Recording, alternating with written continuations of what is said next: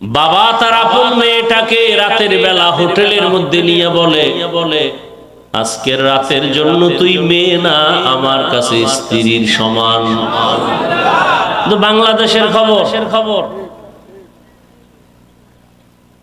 আবার স্বার্থের কারণে সন্তান মা বাবাকে জবাই করে, স্বার্থের টানে স্ত্রী স্বামীকে জবাই করে, স্বামী স্ত্রীকে জবাই করে।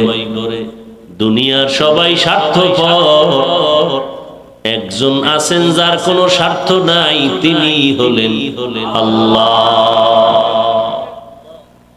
আল্লাহ যদি স্বার্থপর হইতেন তাহলে জমিনে আমরা যারা আল্লাহর দেয়া নিয়ামত, বাতাস, পানি, সূর্যের আলো, চাঁদের আলো, জমিনের ফসল, গাছের ফল, নদীর মাছ খাইয়াও আল্লাহর হুকুম মানি না।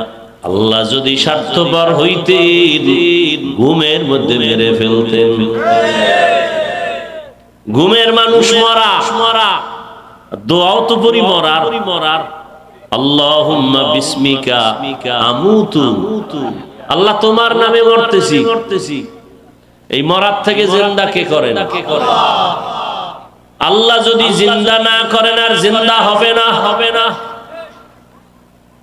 আল্লাহ পাক যদি স্বার্থপর হইতেন এক ঢোক পানিও দিতেন না। বড় আল্লাহকে যারা মানিয়া চলি, এদের থেকে যারা আল্লাহর বিরুদ্ধে যায় তাদের দিকে আল্লাহর মায়া আরো বেশি। দাড়ি কামানেওয়ালা কখন আল্লাহকে ডাক দিবে আল্লাহ তাকায় আছেন। আল্লাহর হুকুম না মানিয়া অন্য পথে যারা দৌড়ায় আল্লাহ তাদের দিকে নজর রাখেন কুদরতের, কখন বান্দা আমার কদমে সেজদা দিবে। আল্লাহ পাক এদেরকে ডাকার জন্য 5 বার ব্যবস্থা করলেন। মুয়াজ্জিন সাহেব ডাকো, হাইয়া আলাস সালাহ, আসসালাতু খায়রুম মিনান নাওম। ঘুমের চেয়ে নামাজ ভালো, আর তুমি ঘুমাইও না। ঠিক মতো পড়িলে নামাজ জান্নাত তোমার ঠিকানা। একটুখানি নেকের তরে রোজ হাসরের মাঠেতে বাবা ঘুরবে ছেলের পিছে, ছেলে বাবার আগেতে। আহাতে মন কঠিন দিনেতে নামাজ তোমায় ভুলবে না। ঠিক মতো পড়িলে নামাজ জান্নাত তোমার ঠিকানা। পশু পাখি কীট পতঙ্গ কেউ ঘুমিয়ে রইল না। মানুষ হয়ে ঘুমিয়ে থাকা ঠিক তোমাদের হবে না।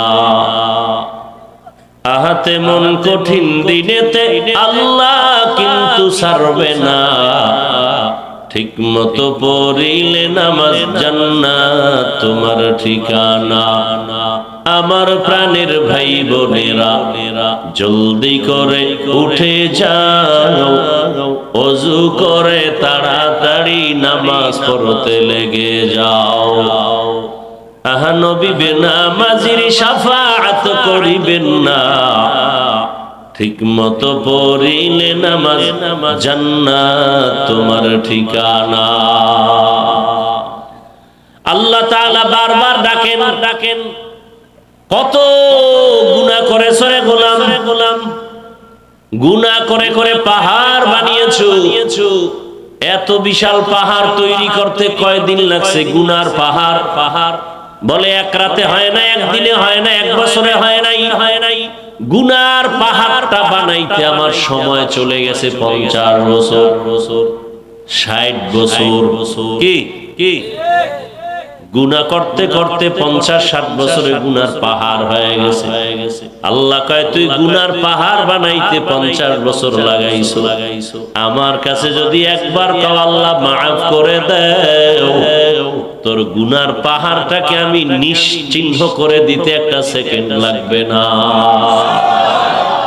আতিনা ফি দারে দুনিয়া না হাসান, আতিনা ফি دار عقبانا حسن مستغيثين اهدنا الافتخارا بالعلوم والغنا ہر گری دینے کو تو تیار ہے جو نہ مانگے اس سے تو بیزار ہے আল্লাহ তাআলা বলেন বান্দা আমি তোমার দিকে কতটা আগ্রহী কারণ আমার আলাদা ছেলে নাই মেয়ে নাই স্ত্রী নাই কেউ নাই আমি একা ওয়াহদাহু লা আমি আল্লাহ এক আমি আল্লাহর আলাদা কোনো আপন কেউ নাই জিনেরা আমার আপন না নূরের তৈরি ফেরেশতা আপন না একমাত্র গুনাহ করনেওয়ালা মাটির সৃষ্টির মানুষ আমার কাছে আপন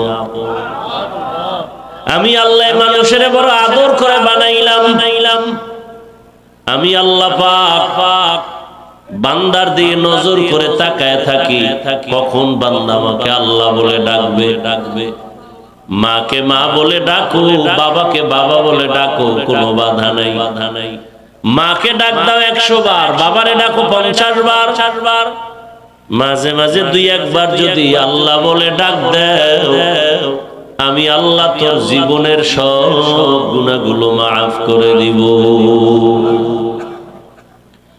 আল্লাহ তাআলাকে বেজার করা যাবে না কেন আল্লাহ পাক দয়াময় আল্লাহ যে পরিমাণ দয়া মায়া আমাদের করেছেন আমার মা আমার বাবা সে মায়া দয়া করে নাই আল্লাহ বলেন বান্দা তুই এত অন্যায় করছিস অন্যায় যদি মা বাপ জানে কেউ ভালো জানবে না আর আমি আল্লাহ বেজার না বরং আমি আল্লাহ ডাকিয়ায় ফজরের হাজিরায় আসো ফজরের হাজিরায় গিয়া যদি সিজদা দেও জীবনের সব গুনাহ মাফ হয়ে যাবে ফজরে আসো নাই আমি আল্লাহ আবার জোহরে ডাক দেওয়ার ব্যবস্থা করলাম মুয়াজ্জিন আবার ডাকে আসো জোহরের হাজিরায় নাই আবার তোমার উপরে বেজার না হইয়া আসরের হাজিরায় ডাকার ব্যবস্থা করলাম আসরের হাজিরায়ও নাই আমি আল্লাহ রাগ না করে আবার মাগরিবে ডাকার ব্যবস্থা করলাম মাগরিবের হাজিরায়ও আসো নাই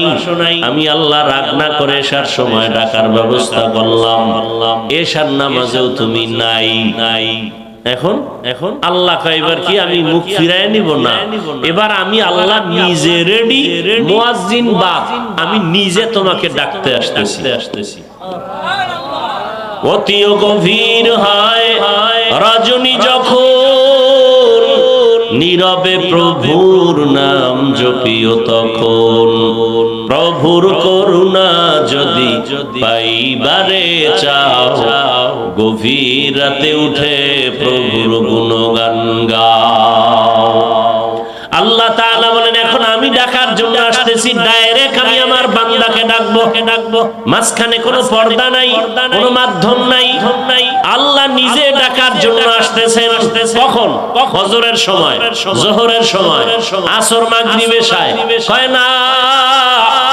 এমন একটা সময় যেই সময় পুরো দুনিয়াটা নিস্তব্ধ পাখিরাও ঘুমায় নদীর মাছও ঘুমায় মানুষও ঘুমায় কোনো আওয়াজ নাই কোনো পশু পাখির আওয়াজ নাই ঠিক নীরব রাতের শেষ ভাগটা আমি আল্লাহ প্রথম আসমানে আসিয়া আমি আল্লাহ আমার মুহাব্বতের বান্দাদের ডাক দেই যদি বান্দা ঘুম থেকে উঠিয়া ওযু বানাইয়া সিজদায় গিয়া যদি একটু দিল খুলে বলো ইয়া রাব্বি গফিরলি ও রব আমাকে maaf করে দাও আমি আল্লাহ তোর জীবনের গুনাহ সব maaf করে দিব